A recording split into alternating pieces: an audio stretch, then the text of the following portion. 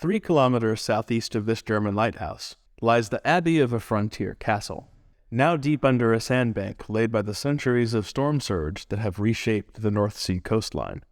If the castle's 11th century owners, the first two counts of the House of Oldenburg, are still buried there, the mudflats might hold near-identical Y chromosomes to those on a certain head, crowned in a much better-known abbey in London.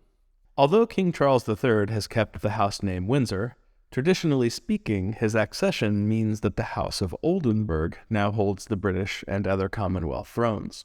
While Charles inherited the name of his British great-grandfather George V, rather than his Danish and Greek great-grandfather George I due to his mother's 1952 decree on the house name, Windsor is, like all human names for things, a legal fiction having a particular jurisdiction. Neither George V's World War family rebrand as no longer German, nor Elizabeth's decree, have any effect on the separate legal fiction in the Prince's Law, or Fürstenrecht, governing membership in all German-origin ruling houses. By its reckoning, male lines are still what matters, so Elizabeth II was the last British monarch of the Saxe-Coburg-Gotha branch of the House of Wettin.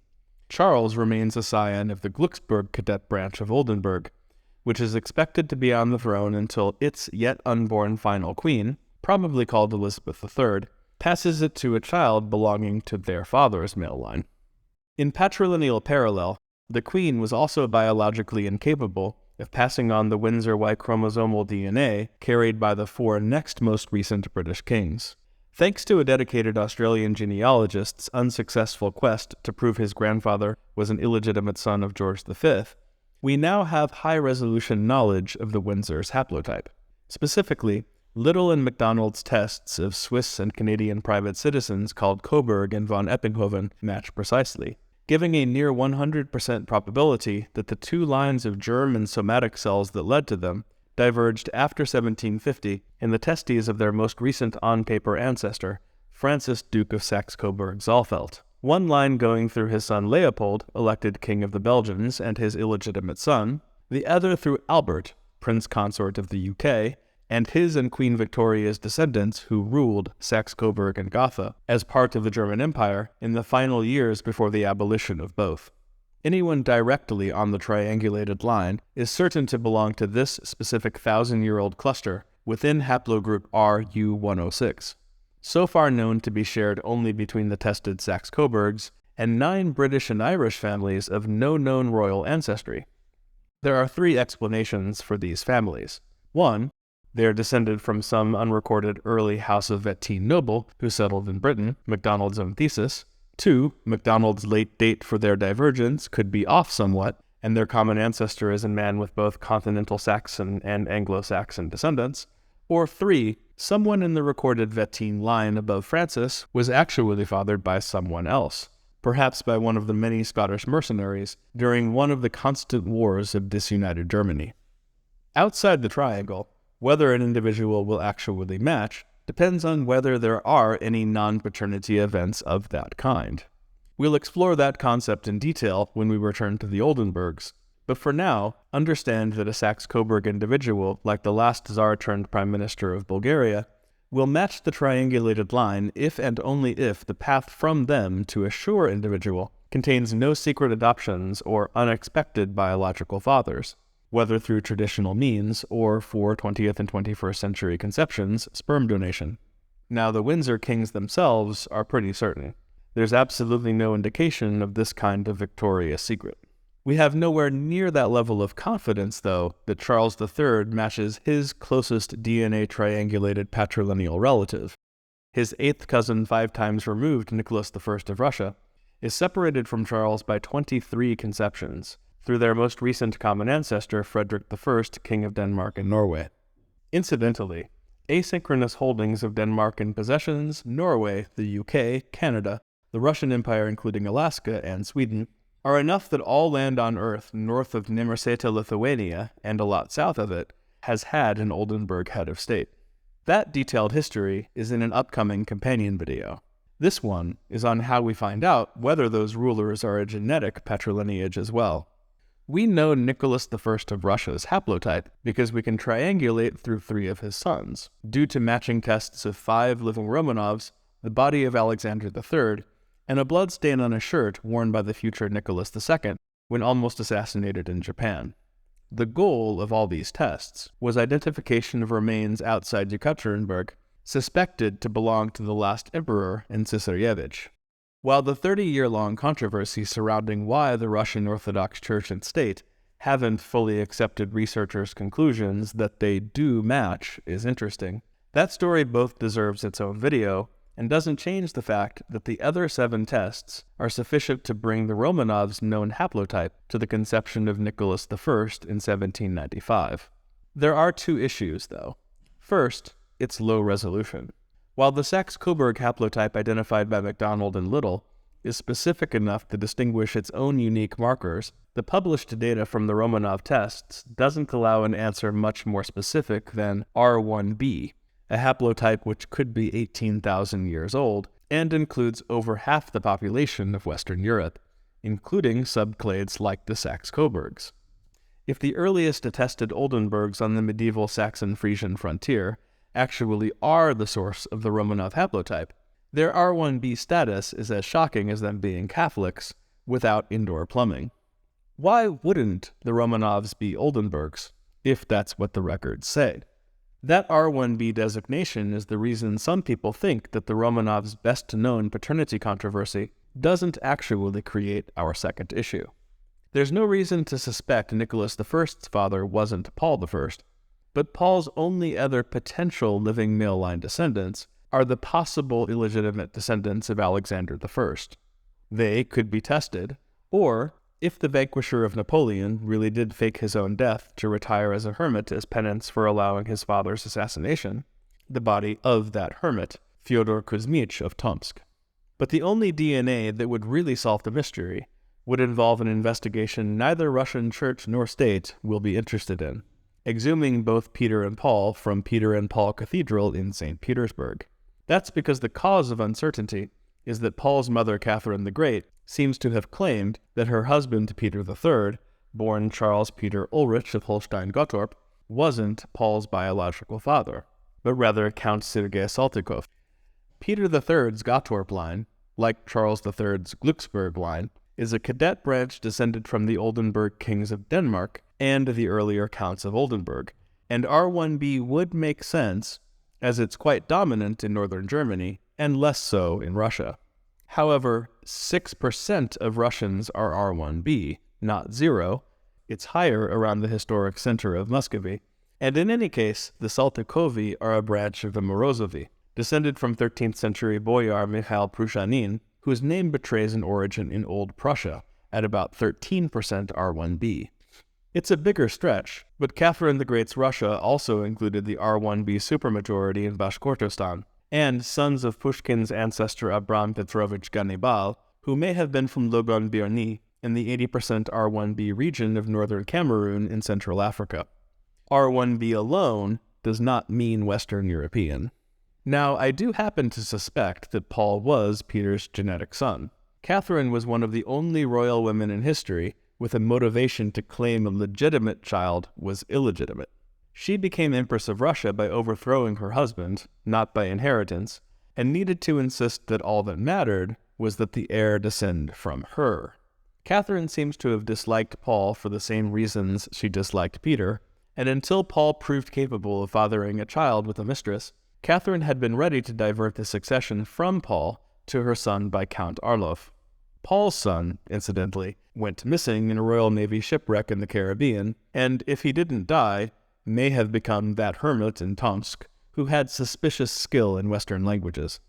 Still, there are other ways we could triangulate back to earlier Oldenburgs that don't involve tomb exhumations in St. Petersburg's cathedral or in St. Peter Cathedral at Schleswig, where the Gottorp dukes and Frederick I are buried. Researchers could ask additional living descendants. Nicholas I produced the only known living patrilineal descendants of his great-great-grandfather Frederick IV of Holstein-Gottorp, but we could reach his father Christian Albert through his other son, the Prince Bishop of Lübeck. He is the ancestor of the Holstein-Gottorp line of kings of Sweden, now extinct, the deposed Grand Ducal family of Oldenburg, still alive, and 2 lines of the latter from unequal marriages, the Counts von Welsburg and von Sarnekau.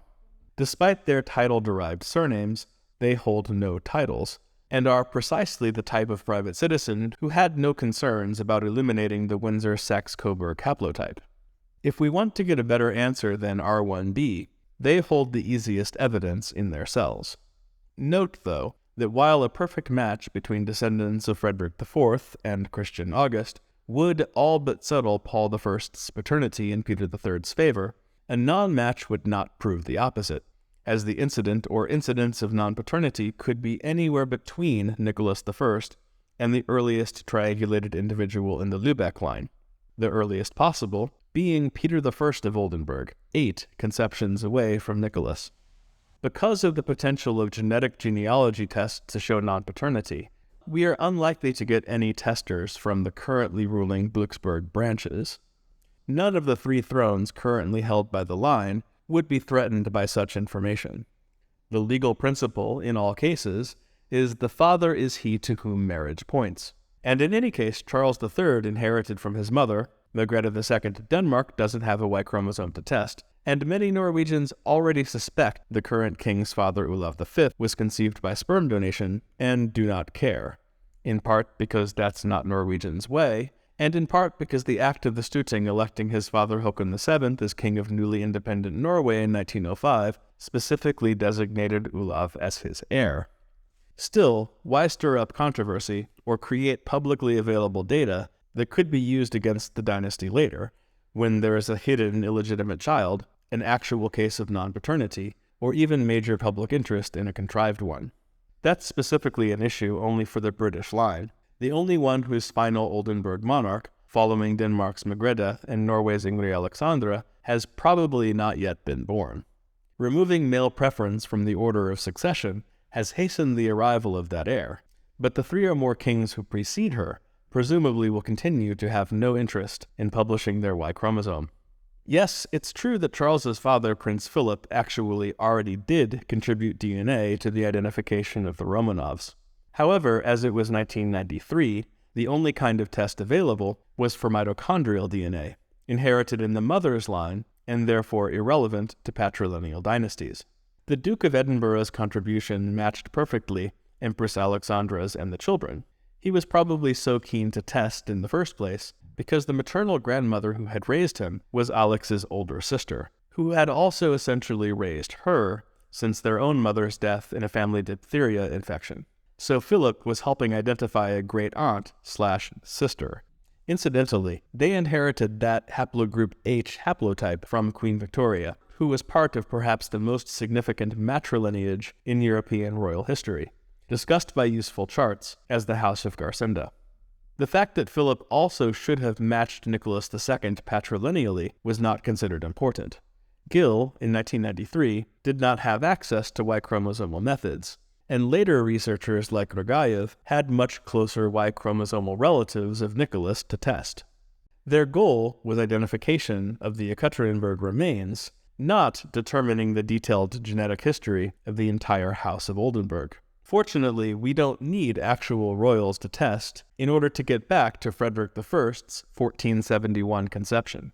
He's the earliest Oldenburg who can be reached through triangulation of the living, and his son Christian III can be reached through triangulating one of the many Danaskild Samse who descend from an illegitimate son of Christian V, and either one of the many non-royal members of the Prince von Schleswig-Holstein family, morganatic Danish lines with no right to succession, the deposed Greek royal house, or, less likely, an interested Mountbatten-Windsor. To reach farther back than 1471, or to solve one of the many non-paternity controversies of the 17th through 19th century Danish and Swedish monarchies, would require exhumations, as there are no additional living lines. Those non-paternity cases range from the known, Princess Louise Augusta's father was royal physician and regent Struensee, to the pretty much accepted, Frederick VI wrote that his uncle hereditary Prince Frederick appreciates the creator of the 4 very adorable princes and princesses too much to want to send their father von Blücher away, to the possible, to the fanciful, that Shakespeare's Hamlet was partially inspired by Christian IV's supposed murder of his supposed biological father and one of the best-known astronomers in history, Tycho Brahe. While Christian did exile Bra, whose patron had been his mother, Queen Sophie, later the richest woman in Europe as a widow, there's no evidence of a sexual relationship between the two, and current consensus is that Tycho wasn't actually murdered. While he has craters, a supernova remnant, and a planet named after him, he wasn't Claudius.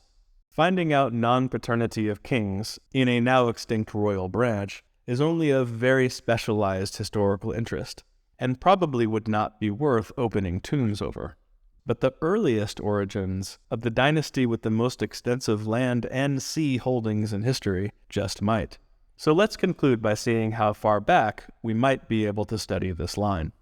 Frederick I's father, Christian I, the first Oldenburg king, elected from his small county to the thrones of Denmark, Sweden, and Norway, is in Roskilde Cathedral. His father, brother, and nephews, down to the great-great-great-great-grand, are in Oldenburg, and various earlier ancestors and cousins in their seats nearby. The earliest two, Egilmar I and Egilmar II, might still be in Jadele if they weren't moved on the evacuation of the house following a Free Frisian victory against feudalism. That potential archaeological site, now used for the unique North Sea sport of mudflat hiking, has not yet been explored. But we now have techniques that could.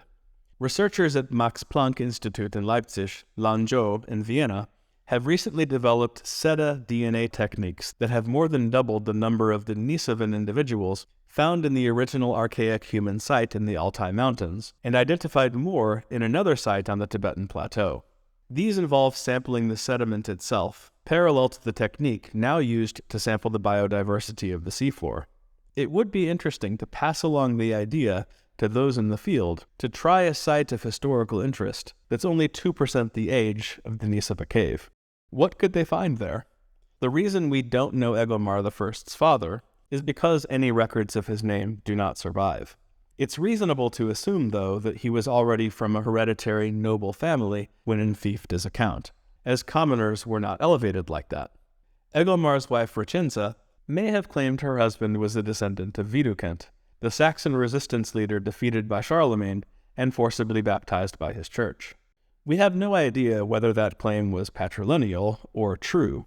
Remains in Inger which may belong to Widukind and his relatives were sequenced by Hummel and Schmidt, but no haplogroups were determined. Before they were Christianized, the Saxons and other Germanic peoples already had the concept of hereditary drochtines, or lords. Like Scandinavian and Anglo-Saxon kings, continental Saxon rulers were elected from certain patrilineages, who tended to claim descent in the male line from the god Woden. Once Christianized, they tended to euhemerize Odin as a human ancestor, then invent a descent from him to Noah, thereby Christianizing also their pagan genealogy. This practice seems to have been widespread across the cultural area, and may signify some actual common ancestry. While I don't think that it's likely that researchers will find that a substantial number of Germanic nobles from Roman times to today share a common patrilineal ancestor, a Y-chromosomal Odin to parallel other triangulated ancestors like Y-chromosomal Aaron, Neil of the Nine Hostages, or Genghis Khan, it's certainly possible that a few of them are actually patrilineal cousins dating to the migration period, or that there are other related families with unexpected links. Testing living Oldenburgs and/or the potential archaeological site in Yada Beit would help determine that, as well as solve and potentially open more historical questions. This video will be followed by more on the Oldenburg dynasty, both hopefully released within the month of Charles III's coronation. The first speculates as to who the last Oldenburg head of state might be, going far beyond the easy answer of probably Elizabeth III. The second explains the whole territorial evolution of the family's lands from Egilmar to today. Soon after, it's time to revisit whether descent from Genghis Khan is actually so common, and compare it to his contemporaries. For those videos and more, please do the usual YouTube actions: engage, like, subscribe, hit the notifications bell, and share with others.